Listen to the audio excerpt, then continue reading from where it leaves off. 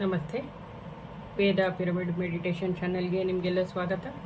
ನಾವು ಅವರ ಗುರುಗಳ ಅಮರವಾಣಿ ಅನ್ನೋ ಪುಸ್ತಕವನ್ನು ತಿಳ್ಕೊತಾ ಇದ್ವಿ.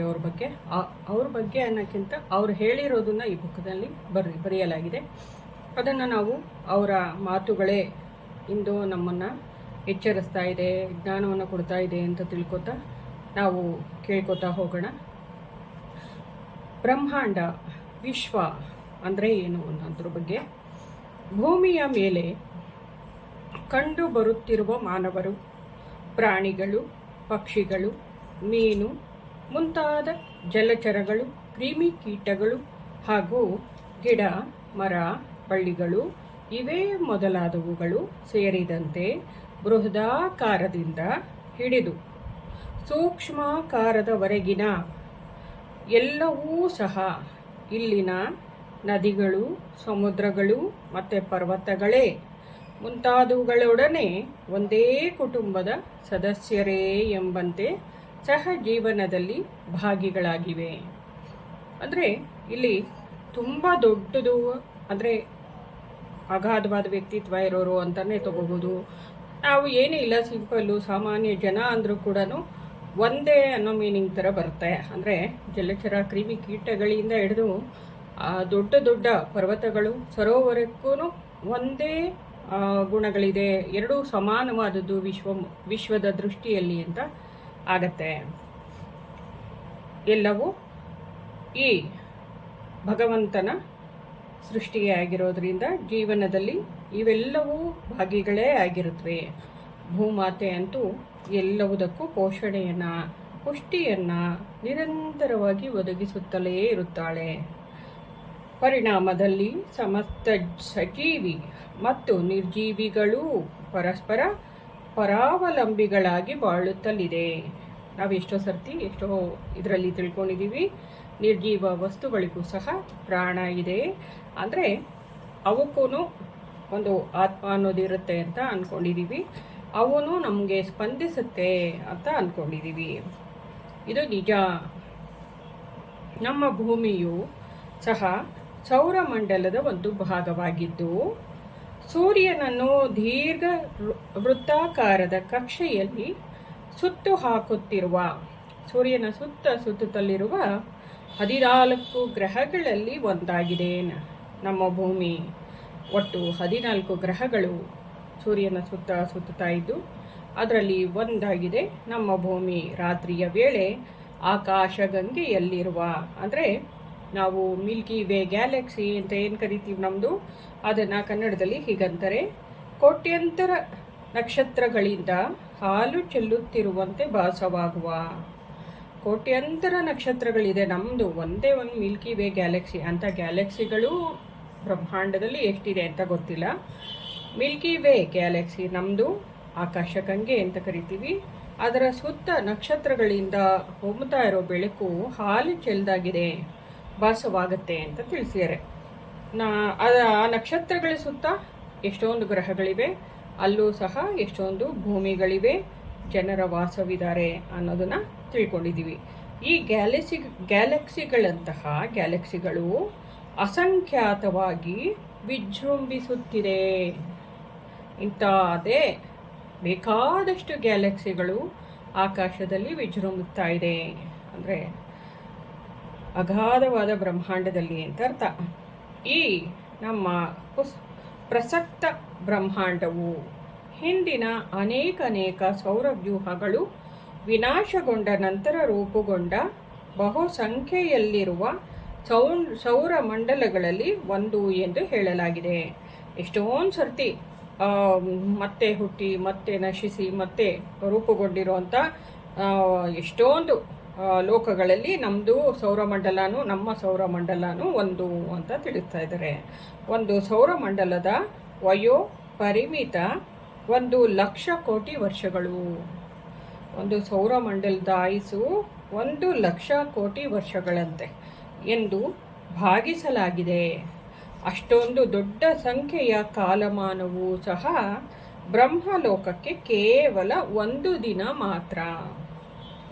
ನಾವೆಲ್ಲಿಂದ ಬಂದಿದ್ದು ಅನ್ನೋದು ನಮಗೆಲ್ಲ ಗೊತ್ತಿದೆ. ಪರಬ್ರಹ್ಮಲೋಕದಿಂದ ಬಂದಿದ್ದೀವಿ. ಇದು ಬ್ರಹ್ಮಲೋಕಕ್ಕೆ ಕೇವಲ ಒಂದು ದಿನದ ಮಾತು ಅಂತ ತಿಳಿಸ್ತಾರೆ. ಅಂದರೆ ಈ ಲೋಕದ ಪ್ರತಿಯೊಂದು ಸೆಕೆಂಡಿನಲ್ಲಿಯೂ ಸೌರವ್ಯೂಹವೊಂದು ಉತ್ಪತ್ತಿಗೊಂಡು ವಿನಾಶಗೊಳ್ಳುತ್ತದೆ ಎಂದಾಯಿತು. ಅಂದರೆ ಈ ಲೋಕದ ಪ್ರತಿಯೊಂದು ಸೆಕೆಂಡಿನಲ್ಲಿಯೂ ಸೌರವ್ಯೂಹವೊಂದು ಉತ್ಪತ್ತಿಗೊಂಡು ವಿನಾಶವಾಗುತ್ತೆ ಅಂತ ತಿಳಿಸಿದ್ದಾರೆ.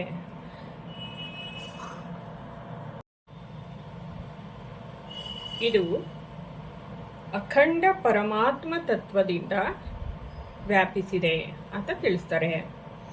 ಅಖಂಡ ಪರಮಾತ್ಮ ತತ್ವವೆಂದರೆ ಉತ್ತಮೋತ್ತಮ ದಿವ್ಯ ಸಾರ.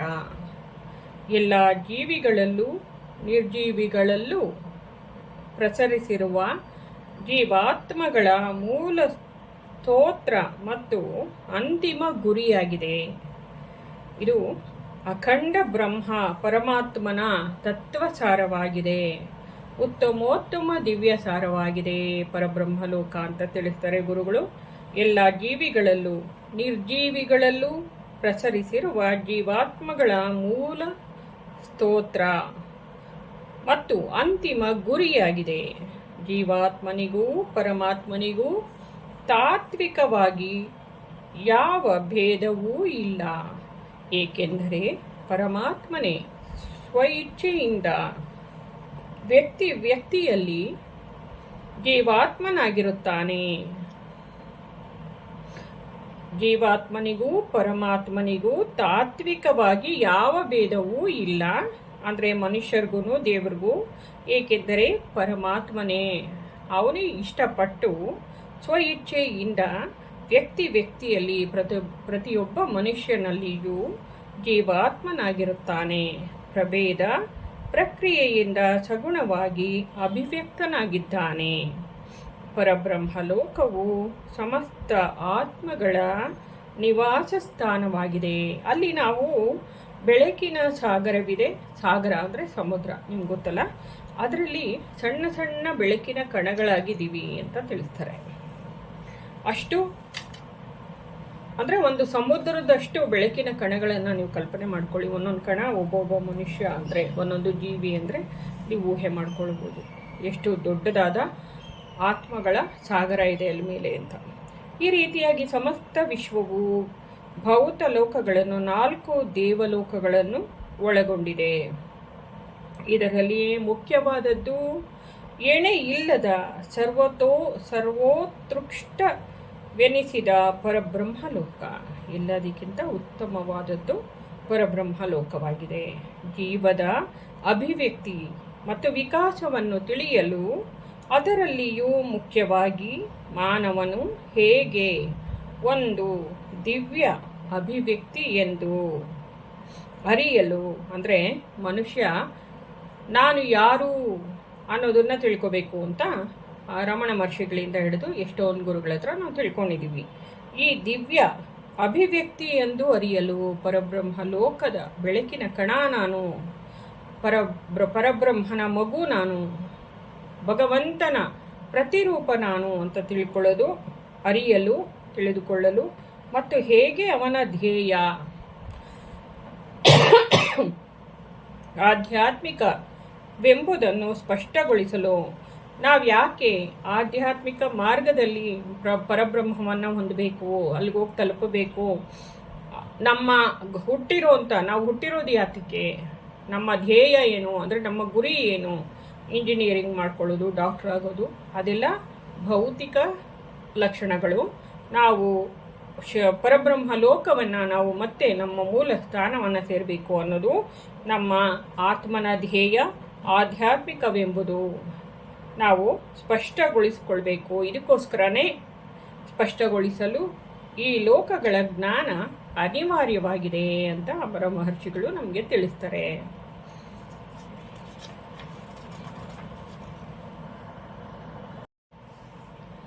ಅನಂತರ ಇರುವುದು ವಿಷ್ಣು ಲೋಕ.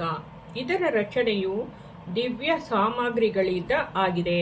ವಿಷ್ಣು ಲೋಕ ದಿವ್ಯವಾದಂಥ ವಸ್ತುಗಳಿಂದ ಏರ್ಪಟ್ಟಿದೆ ಅಂತ ಹೇಳ್ತಾ ಇದ್ದಾರೆ. ಇದರಲ್ಲಿಯೂ ಎಣಿಸಲಾರದಷ್ಟು ಗ್ಯಾಲಕ್ಸಿಗಳಿವೆ.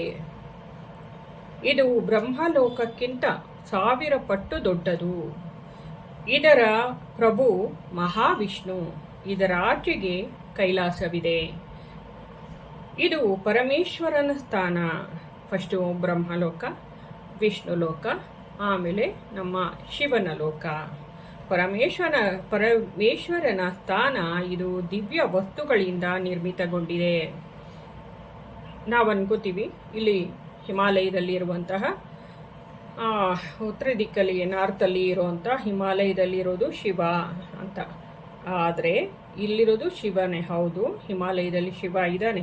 ಆದರೆ ಮುಖ್ಯವಾದ ಶಿವ ಇಲ್ಲಿ ಕೈಲಾಸ ಅಂದರೆ ವಿಷ್ಣು ಲೋಕದಿಂದ ಮೇಲ್ಗಡೆ ಇರುವಂತಹ ಲೋಕದಲ್ಲಿ ಇದ್ದಾನೆ, ಆಕಾಶದಲ್ಲಿ ಅನ್ನೋದನ್ನು ನಾವು ಅರ್ಥ ಮಾಡ್ಕೋಬೇಕು. ಇಲ್ಲಿರೋದು ಈಶ್ವರ ಬೇರೆ, ಶಿವ ಬೇರೆ. 4ನೆಯದು ದೇವಿ ಲೋಕವೆಂದರೆ ಶಕ್ತಿ ಲೋಕ.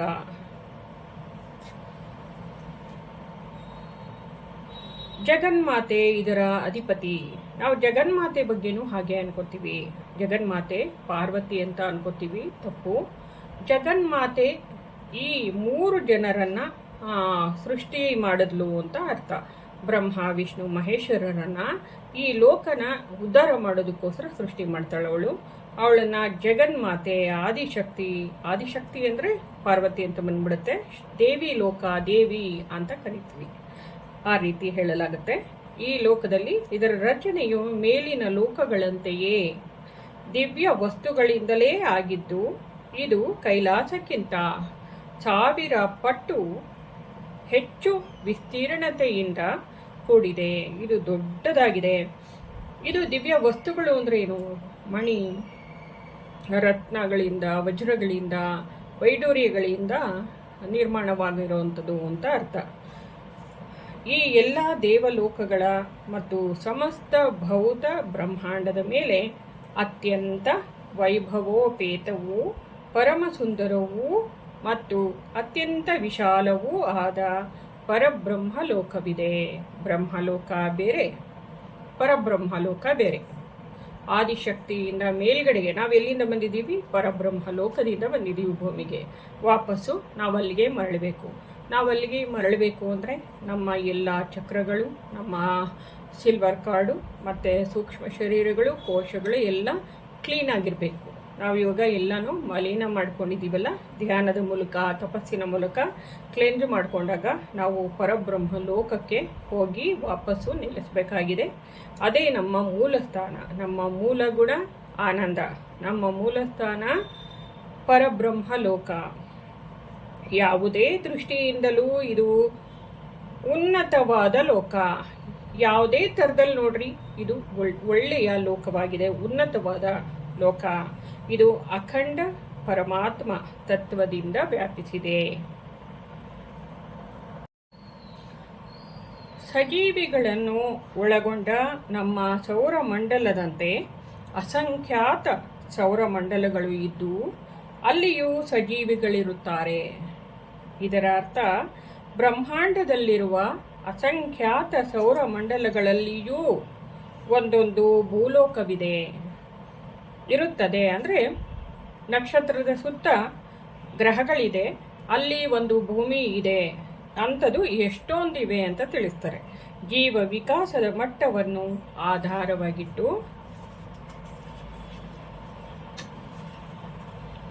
ಆಧಾರವಾಗಿಟ್ಟುಕೊಂಡು ಬ್ರಹ್ಮಾಂಡವನ್ನು 14 ವಿವಿಧ ಲೋಕಗಳನ್ನಾಗಿ ವಿಭಜಿಸಲಾಗಿದೆ.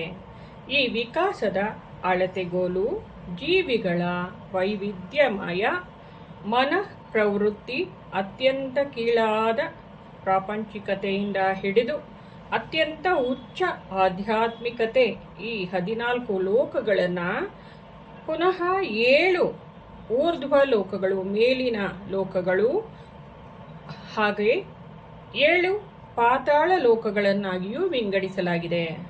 ಊರ್ಧ್ವ ಲೋಕಗಳಲ್ಲಿ ವಾಸಿಸುವವರ ಪ್ರಯತ್ನಗಳು ದೈವತ್ವದ, ಆಧ್ಯಾತ್ಮಿಕತೆಯ ಅಸ್ತಿತ್ವದ ಕಡೆಗೆ ಸಾಗಿದರೆ, ಪಾತಾಳ ಲೋಕಗಳಲ್ಲಿನ ಜನರು ನಾಸ್ತಿಕದ ಕಡೆಗೆ ವಾಲಿದ ಸ್ವಾರ್ಥ ಪ್ರಿಯರು ಅಂತ ತಿಳಿಸ್ತಾರೆ. ಎತ್ತರೆತ್ತರದ ಆಧಾರದ ಮೇಲೆ ಊರ್ಧ್ವಲೋಕಗಳು ಕ್ರಮವಾಗಿ ಇವು ಹೀಗಿವೆ: ಭೂಲೋಕ,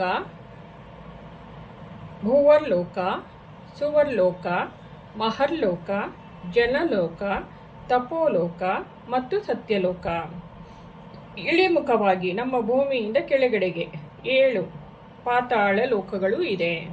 ಅತಲ, ವಿತಲ, ಸುತಲ, ರಸಾತಲ, ತಲಾತಲ, ಮಹಾತಲ, ಪಾತಾಳ, ಇಷ್ಟು ಲೋಕಗಳಿದೆ. ಮಧ್ಯದಲ್ಲಿ ನಮ್ಮ ಭೂಮಿ ಬರುತ್ತೆ. ಈ 14 ಲೋಕಗಳ ಗುಂಪುಗಳು ಅಂಡಾಕಾರವನ್ನು ಹೋಲುವ ಆಕಾಶದ ಮೇರೆಯೊಳಗೆ ಇವೆ. ಇವು ಯಾವ ಅಕ್ಷದ ಮೇಲೆ ಸುತ್ತುತ್ತಿರುವುದೋ ಅದರ ದೀರ್ಘತೆ 18 ಲಕ್ಷ ಕೋಟಿ ಬೆಳಕು ವರ್ಷಗಳು. ಅಂಡಾಕಾರದ ಆಕಾಶವನ್ನು ಸುತ್ತುವರಿದು ಅಷ್ಟದಿಕ್ಪಾಲಕರ ಲೋಕಗಳಿವೆ. ಅವರು ತಮ್ಮ ದಿಕ್ಕಿನಲ್ಲಿರುವ ಗ್ಯಾಲಕ್ಸಿಗಳಿಂದ ಹಿಡಿದು ಒಂದು ಇರುವೆಯವರೆಗಿನ ಯೋಗಕ್ಷೇಮವನ್ನು ಅಷ್ಟದಿಕ್ಪಾಲಕರು ನೋಡಿಕೊಳ್ತಾರೆ ಅಂತ ತಿಳಿಸಿದ್ದಾರೆ ಅಮರ ಅವರು. ಅಲ್ಲದೆ ಸಮಗ್ರ ಲೋಕಗಳ ಸಮತೋಲನವನ್ನು ರಕ್ಷಿಸುತ್ತಾರೆ. ಅಷ್ಟದಿಕ್ಪಾಲಕರು ನಮ್ಮ ಲೋಕದ ಸಮತೋಲನವನ್ನು ರಕ್ಷಿಸ್ತಾರೆ ಅಂತ ಅಮರ ಗುರುಜಿಯವರು ತಿಳಿಸ್ತಾ ಇದ್ದಾರೆ. ಮೇಲೆ ತಿಳಿಸಿರುವ ಭೌತ ಲೋಕಗಳಲ್ಲದೆ ಅನೇಕ ದಿವ್ಯ ಲೋಕಗಳೂ ಇದೆ. ಇವೆಲ್ಲ ಭೌತ ಲೋಕಗಳು. ಇದನ್ನು ಬಿಟ್ಟು ದಿವ್ಯ ಲೋಕಗಳು ಇದೆ. ಇವುಗಳಲ್ಲಿ ಮೊದಲನೆಯದು ಬ್ರಹ್ಮಲೋಕ. ಇದರಲ್ಲಿ ಅಸಂಖ್ಯಾತವಾಗಿ ಗ್ಯಾಲಕ್ಸಿಗಳು, ಲೆಕ್ಕವಿಲ್ಲದಷ್ಟು ಸೂರ್ಯ, ಚಂದ್ರರು, ಗ್ರಹಗಳು, ಭೂಮಿಯೂ ಇವೆ. ಇವುಗಳು ದಿವ್ಯ ವಸ್ತುಗಳಿಂದ ಉತ್ಪತ್ತಿಯಾಗಿದೆ.